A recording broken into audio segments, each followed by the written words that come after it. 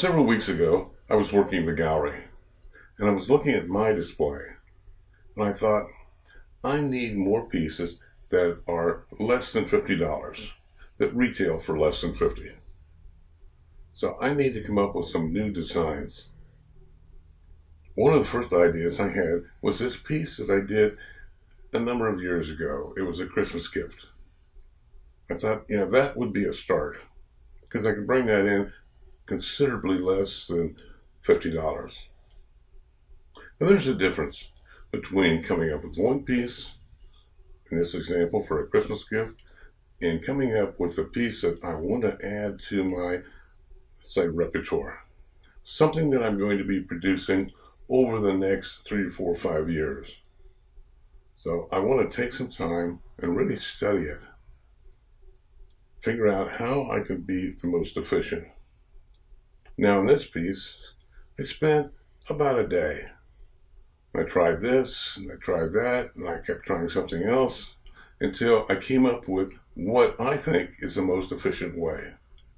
But that's only for today, because things change. And as I do these pieces, I will come up with better ideas, better ways of doing it that makes it much more efficient. This is a brief look at each of the sections involved in this piece. Now, if I was doing just one, I would use a tubing cutter.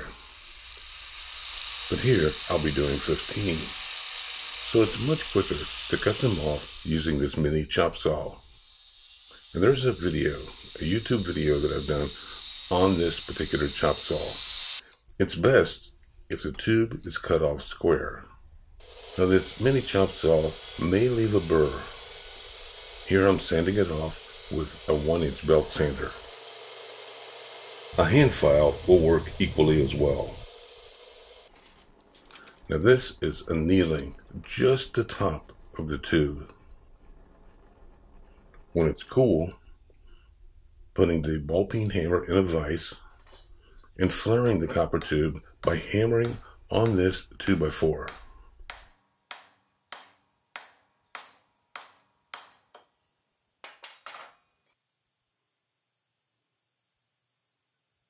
You might use a flaring tool, but that is very slow.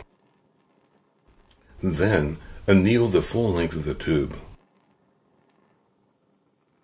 When it's cool, position the tube between 2 pieces of wood, place in a vise, and tighten.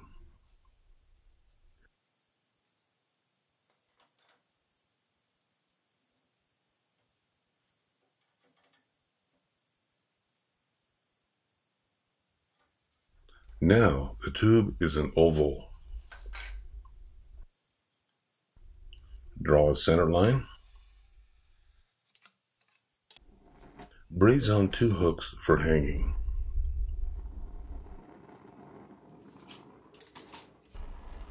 Anneal the bottom of the tube. When it's cool, using this small anvil, I'm hammering the copper tube flat on the end.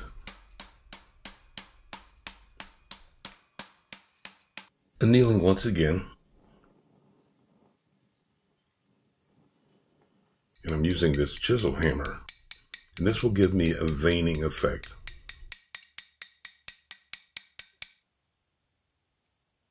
Working with 8-gauge copper wire that has been annealed so that it will form easily. Using needle nose pliers for twisting and shaping the wire for a design. There are other possibilities beyond using copper wire.